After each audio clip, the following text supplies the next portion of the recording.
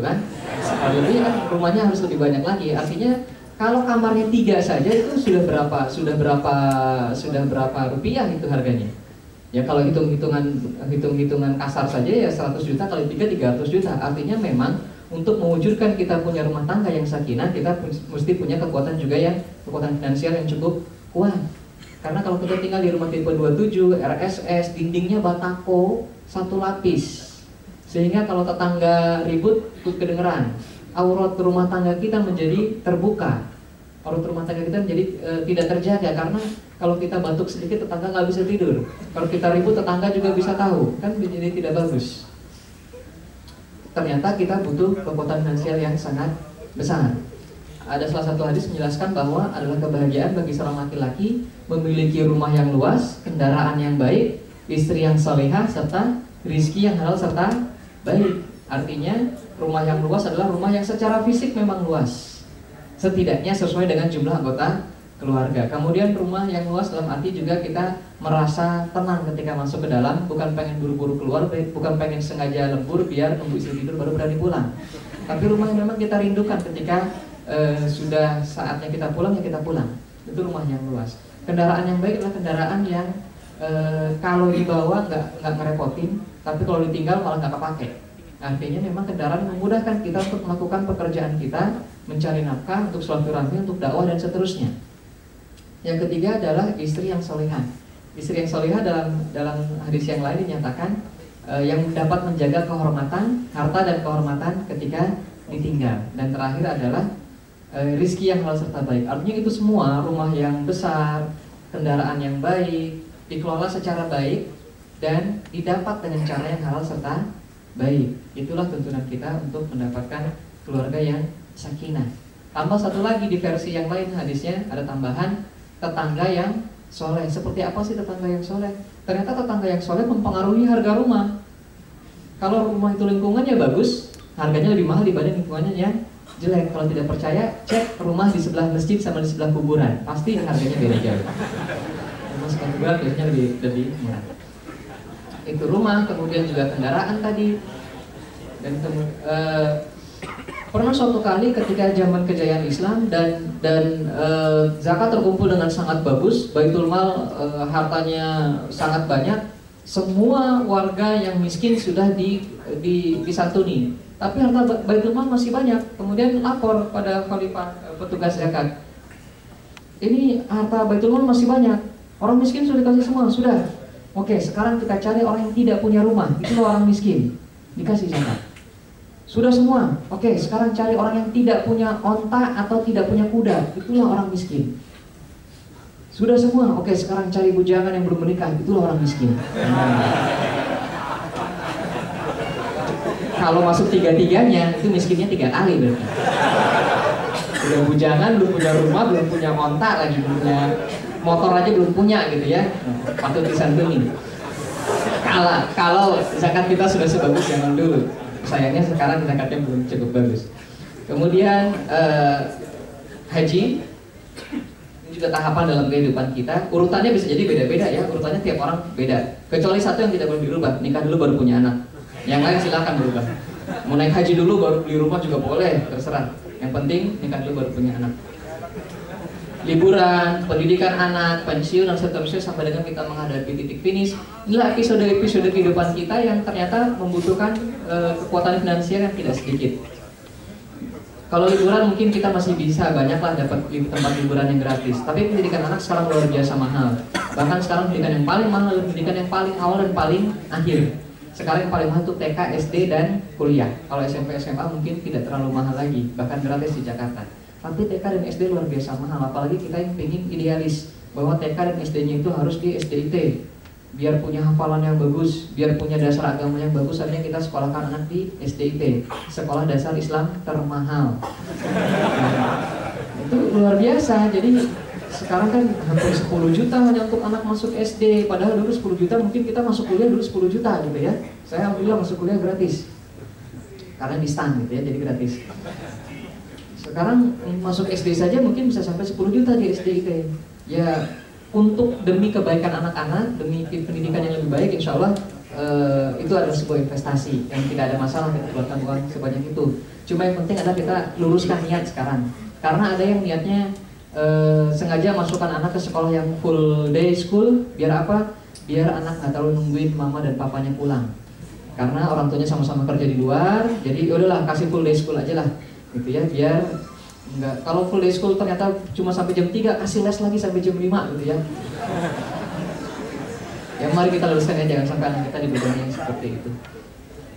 Pensiun juga satu hal yang harus kita perhatikan, apalagi kalau pensiun bukan titik akhir dari episode kehidupan, masih ada yang lain. Misalnya ketika pensiun anak belum selesai kuliah, anak masih pengen naik haji, masih belum naik haji, masih pengen ganti mobil, masih belum punya rumah, masih pengen punya anak, masih pengen kawin lagi, kan repot itu. Nggak usah begitu ya, pensiun ya sudah. Titik finish pun bukan berarti kehidupan keuangan kita selesai. Karena pada saat titik finish itu, kita masih punya kewajiban yang tidak akan lunas hanya karena kita meninggal dunia, yaitu berupa kewajiban hutang. Bahkan, seseorang yang mati syahid sekalipun, ingat mati syahid itu ganjarannya adalah masuk surga tanpa hisab. Tapi kalau dia masih punya tanggungan hutang, tertahan antara bumi dan langit, karena urusannya belum selesai di dunia, yaitu hutangnya belum selesai, kecuali dibayarkan oleh ahli warisnya. Oleh karena itu, jangan sampai kita menyepelekan masalah hutang, karena bisa jadi ini akan menjadi penghambat buat kita, akan menjadi beban juga untuk keluarga. Oke, mengelola uang dan berumah tangga sakinah ada beberapa poin. Yang pertama manajemen cash flow, yaitu uang keluar dan uang masuk. Yang kedua adalah manajemen aset dan investasi, yaitu manajemen hutang, dan keempat manajemen risiko. Kita bahas satu-satu. Kalau manajemen cash flow itu sudah dibahas di sini. Sudah 2 kali kalau nggak salah saya di sini sudah dibahas ya. Urutannya adalah biasanya kalau pada umumnya begitu uang masuk mana dulu, begitu gajian biasanya belanja, habis belanja kalau ada sisa ditabung, kalau nggak ada sisa nggak ditabung, kalau ditagih bayar utang, kalau nggak ditagih belaga lupa. Sisanya setahun sekali baru bayar zakat. Nah sekarang mari kita rubah. Ingat tadi urutannya kalau orang awam adalah begitu gajian langsung belanja, habis belanja mau nggak mau sekarang dipotong hutang. Kalau nggak dipotong belaga lupa dulu.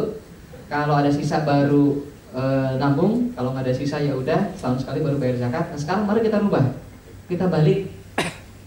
Begitu gajian kita bayar dulu zakatnya. Kenapa?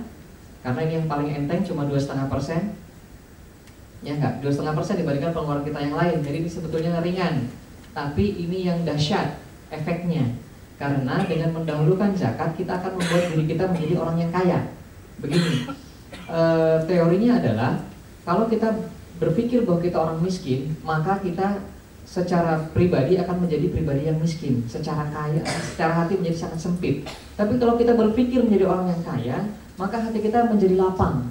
Ingat kalau kita ngasih sedekah, kita berasa plong.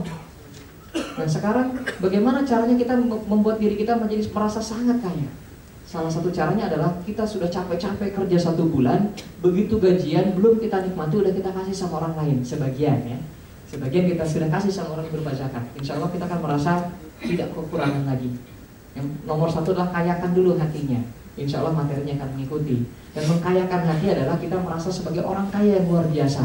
Begitu terima gaji, sebelum belum kita nikmati, biarkan orang lain menikmati berupa zakat tadi. Jadi pertama potong zakat. Yang kedua potong hutang. Kenapa? Karena konsekuensinya paling besar. Zakat konsekuensinya juga besar dunia akhirat. Kalau nggak percaya lihat sinetron siksa kubur. Hutang konsekuensinya juga berat, tapi konsekuensinya tadi cuma sampai dunia, di akhirat tertahan. Potong hutang kadang-kadang nggak ada pilihan karena dipotong langsung dari gaji. Yang terakhir misalnya adalah saving dulu baru shopping. Investment dulu atau nabung dulu baru kita shopping atau untuk belanja. Karena biasanya kalau kita saving, kalau kita shopping dulu baru saving, duit tidak akan pernah bisa bersisa. Uang itu seperti air, mudah menguap, mudah mengalir, sulit kita pegang. Oleh karena itu harus ditampung dalam sebuah wadah baru dia bisa bertahan. Itulah yang namanya saving. Kita mungkin selama ini mencari cara gimana caranya supaya uang kita bertahan sampai akhir bulan, gimana caranya menghemat uang. Begini, kita mungkin akan sangat kesulitan mencari cara untuk menghemat uang. Oleh karena itu, mari kita sekarang merubah pola pikirnya. Jangan mencari cara untuk mengirit uang. Mari sekarang kita mencari cara untuk menghabiskan uang dengan baik. Kalau kita cara untuk mengirit uang, akhirnya kita kemudian hidupnya terasa sempit. Belanja diirit-irit, nggak boleh ini, nggak boleh itu. Beli ini, beli itu, aduh harus sisa buat ini, harus sisa buat itu. Nggak lapang hidupnya. Melapangkan hidup, mari kita begitu gajian, gimana caranya gaji saya yang sebanyak ini, berapapun angkanya, sebanyak ini gaji saya harus habis dengan baik. Caranya adalah, oke, zakat saya bayar dulu karena ini haknya orang lain. Utang saya bayar dulu, ini haknya orang lain. Saving saya bayar dulu, ini haknya anak-anak di masa depan. Nah, sisanya saya puas-puasin habis. Nggak, udah habis duluan. Hutangnya yang terlalu banyak, nggak mungkin zakat yang terlalu banyak. Daripada kita begitu gajian, kemudian nunggu sisa di akhir bulan, akhirnya belanja pun nggak puas. Oh, belanjanya nggak boleh sampai habis semua, nunggu sisa. Sulit. Karena yang paling menyakitkan ketika ngatur keuangan adalah punya duit tapi nggak boleh dipakai. Sakit rasanya. Duitnya ada di dompet, barangnya ada bagus, tapi nggak boleh dipakai. Kenapa? Belum bayar arisan, belum bayar zakat. Malah jadi perang batin. Jadi lebih baik bayar dulu segala macam. Begitu melihat barang bagus, duit masih ada, beli. Kalau nggak ada ya udah nggak usah. Hidupnya lebih lapang, semua kewajiban kita ditunaikan, dan kita tidak merasa lagi kesulitan. Dan kita, yang penting adalah kita merasa diri kita sangat kaya. Itu yang paling pertama. Itu manajemen cash flow. Kita lewat ya, karena ini udah pernah. Nah, bicara masalah penghasilan, saya ingat saya punya PR di sini. Jadi pengeluaran tadi ya, hak Allah dulu berupa zakat, kemudian hak orang lain berupa hutang, kemudian hak kita sendiri di masa depan berupa tabungan, terakhir hak kita sendiri di masa sekarang yaitu biaya hidup. Ini strategi ya, bukan hukum. Hukumnya adalah 1 dirham untukku, 1 dirham untukmu, 1 dirham untuk keluargamu, 1 dirham untuk orang lain. Artinya kalau kita punya uang, prioritaskan diri kita, prioritaskan orang lain, baru prioritaskan orang lain yang lebih jauh lagi. Itu hukumnya seperti itu. Tapi dengan asumsi bahwa di sini semua karyawan penghasilannya di atas UMR, sudah cukup dari itu sebetulnya. Dan kadang-kadang keinginan kita itu terlalu agak sulit dikendalikan, sehingga kita pakai cara seperti ini. Ibarat makan begini, lebih penting mana makan nasi sama makan sayuran? Lebih penting nasi. Kalau nggak makan nasi 3 hari lemes, nggak makan sayuran 3 hari masih kuat. Tapi kalau kita makan nasi dulu baru makan buah-buahan atau sayuran, cenderung kita berlebihan makan nasinya sehingga terjadi kegemukan. Makanya salah satu metode diet adalah makan sayur dulu, makan buah dulu, baru habis itu makan nasi. Maksudnya biar makan nasinya tidak berlebihan. Samalah seperti ini. Yang lebih penting memang biaya hidup untuk sekarang, tapi kita cenderung berlebihan kalau didahulukan. Kenapa? Karena kalau istri dikasih 1 juta habis buat belanja, dikasih 2 juta habis juga, dikasih 5 juta habis juga. Makanya terakhir saja. Bukan ntar istri pada protes. Begini, kenapa dikasih terakhir buat uang belanja? Karena alarmnya nyala paling cepat dibandingkan dengan yang lain. Kalau zakat kita terakhir, alarmnya baru akan nyala lama. Kadang-kadang kita sendiri nggak sadar. Kita kehilangan apa, kita kecelakaan atau apa.